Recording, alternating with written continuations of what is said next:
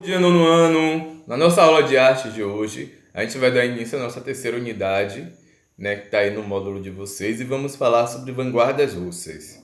Então, logo no início, né, na página inicial do módulo de vocês, tem uma passagem sobre uma revolta de tripulantes, porque, assim, naquela época a tripulação russa de um navio de guerra é, passou por maus bocados. Maus bocados eles eram obrigados a comer comida podre, carne, etc.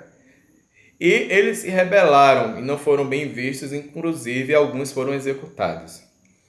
Após isso, a Rússia sai da Primeira Guerra Mundial com uma soma não muito boa para ela, que era 9 milhões entre mortos e feridos dessa guerra, e os cidadãos russos da classe operária passaram a sofrer em um cenário de alta inflação, diminuição de renda, inclusive de fome.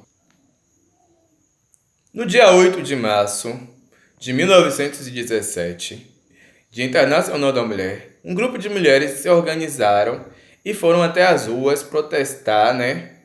Nas ruas de São Petersburgo hoje, mas naquela época eram chamadas de Petrogrado, né? Fazer protestos contra essa alta da inflação, inclusive contra a fome. O Cesar Nicolau II, né? Cesar, que era o líder supremo da Rússia, ele mandou que essa e as demais manifestações fossem contidas à base de tiro. Mas houve uma organização, né, de forças políticas opositora ao Cesar que tomaram o poder e executaram Nicolau II. Que aí vem a Revolução Russa.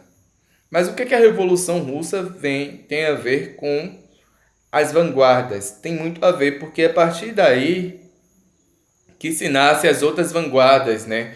Que se tem conhecimento das outras vanguardas, que inclusive, né, elas bebe da fonte de outras, das pinturas abstratas, como o cubismo, né?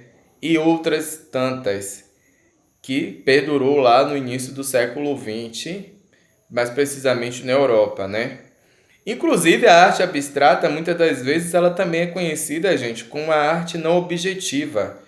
Porque a arte não objetiva, ela pode pegar qualquer uma coisa que a gente não, muitas vezes não está acostumado e transformar aquilo em arte, arte abstrata, né? A arte abstrata, ela pode ser mais de uma coisa, ela não tem que ser necessariamente algo que a gente vai entender de cara.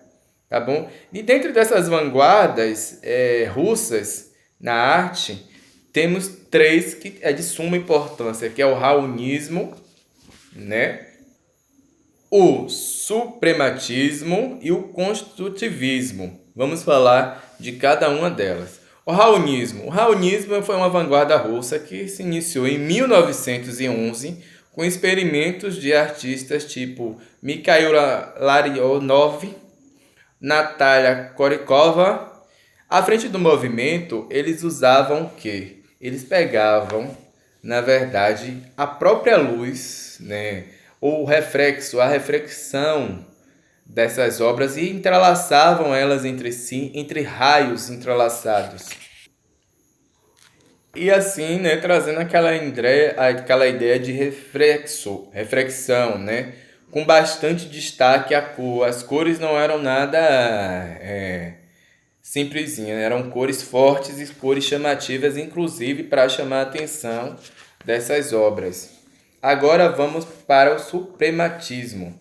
O suprematismo ele foi criado em 1915 pelo artista Kazimir Valesky, né, que ele inaugurou isso lá através de uma exibição de arte de vanguarda e Petrogrado. Foi após disso, né, com as influências no futurismo e cubismo, que ele trouxe essa forma, né, o novo realismo na pintura, como assim foi chamado, por meio que passou a pregar uma supremacia da forma pura. Mas quais seriam as características do suprematismo? Uma dessas características é o afastamento da realidade, né? O afastamento das referências da realidade e das representações literais, que aproxima-se da arte abstrata, não figurativa.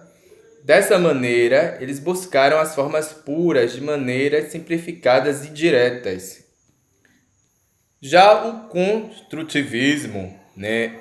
A lei foi lançada em uma editora em 1914. A editora russa chamada Lubork, de hoje, imprimiu sua gráfica diversos trabalhos com temática política feito por artistas modernistas como Kaminsky-Lavinsky e o poeta Vladimir Maiskovsky. Essa produção causou bastante, né, agitação na sociedade e refletiu mais tarde no uso de cartazes como veículo de propaganda política, né? E nesse contexto surgiu no final da década de 1910 o construtivismo, a vanguarda artística russa que dialogou com ideias políticas do país, que tem, né, a arte como a construção da propaganda ideológica, formas puras, a arte não figurativa, né, traz sempre o cartaz, o desenho, pinturas, gravuras, colagem e a fotomontagem. É uma das características muito marcantes no construtivismo. E esculturas, né? Tem as esculturas de artistas como Mikhail Valesvik, o Vladimir Mayakovsky, né? Entre outros, viu? Mas qualquer dúvida sobre a aula de hoje é só perguntar.